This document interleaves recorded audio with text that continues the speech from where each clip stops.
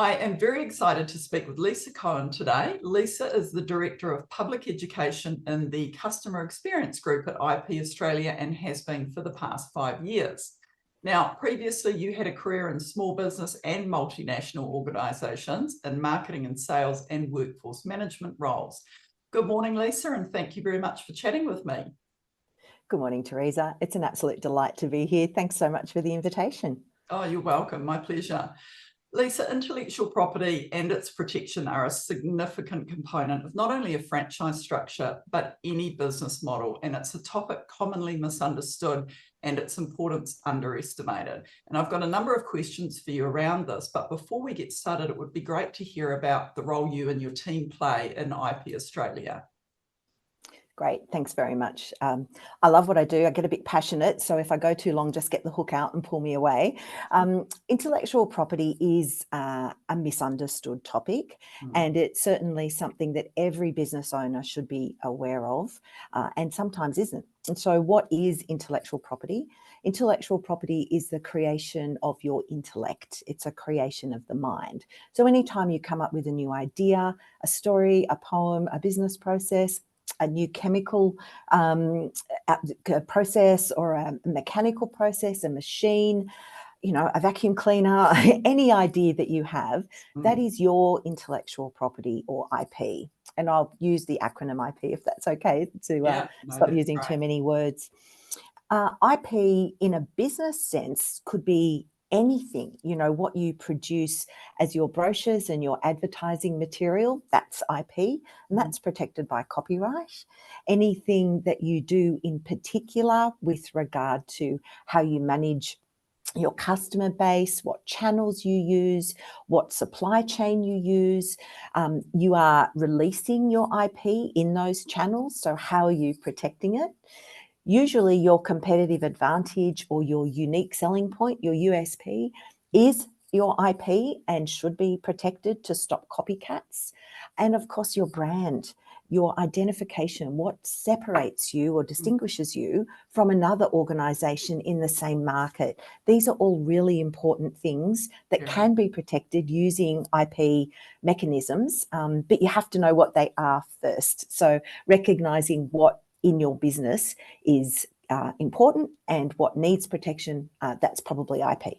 Yeah, okay, fantastic. So if you could maybe sort of just dive a little bit deeper into the different types of intellectual property and then their relevant and the protection and that you can apply through IP Australia, that would be great. Sure, no problem at all. So our role as an organisation is to administer the intellectual property system in Australia for registered IP rights. Now, if you're going to protect your IP, there are different types of registered IP, and then there are unregistered IP protections. So my job and the job of my team is to help people understand the difference between registered and unregistered IP rights and to help them apply for the correct IP right to protect their business. So a trademark is what everybody's heard of before. A trademark protects a brand, a logo, a colour, a smell. When you log on to Netflix and you hear the boom, boom, that's a trademark protected sound. Salt Bae with his little action, that's a protected action. And of course, you've got those great big brands like Coca-Cola, Pepsi, Apple, all registered trademarks. Interestingly, the Apple brand, the trademark, is worth 556 billion US dollars, which is mind-blowing. And of course, it's unlikely that a startup in Australia will have a $500 billion trademark, but it's important to remember that a trademark becomes an intangible asset that you then own as the business owner or the trademark owner. A trademark, a registered trademark, gives you protections under IP law that a business registration, a business name registration, or a domain name registration doesn't give you. But we'll talk a little bit more about that later. Told you I get excited.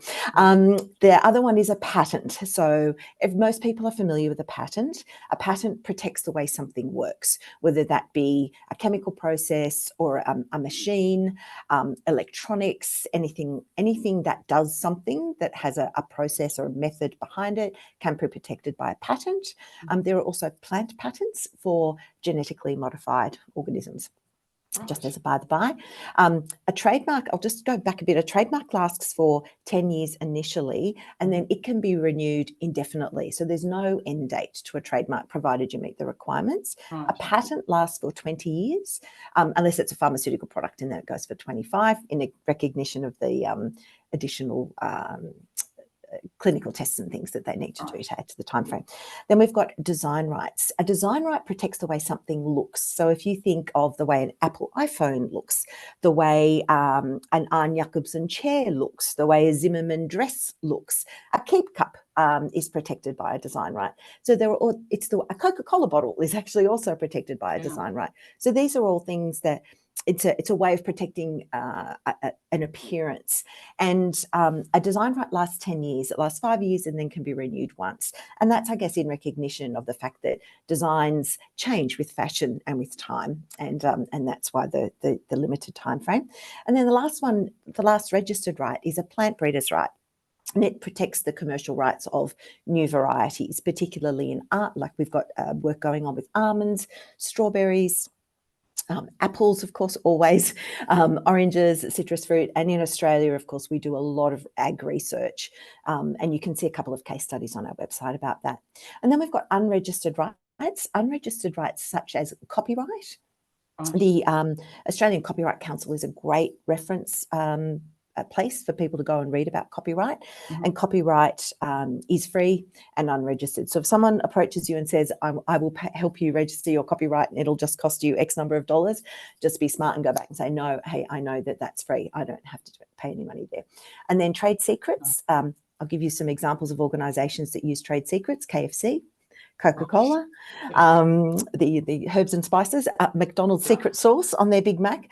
And of course, these things are recipes that could be protected by a patent, but that would have only lasted 20 years. And you look at Coca-Cola, the secret Coca-Cola recipe has been protected through commercial confidentiality agreements or non-disclosure agreements with every employee or contractor that comes into contact with the recipe, because there's not very many of them that do. It's very, shut down it's quite tight. Yeah. So, but these are trade secrets.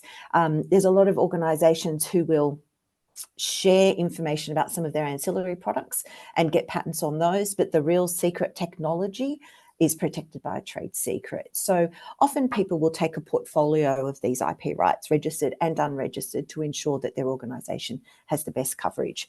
There is one other unregistered IP right, which is circuit layouts, which protects the layout of integrated circuits, such as computer chips, but that's fairly specific to manufacturers, so not something I don't know an enormous amount about. Yeah. But that's a bit of an overview of all the different IP rights. Yeah.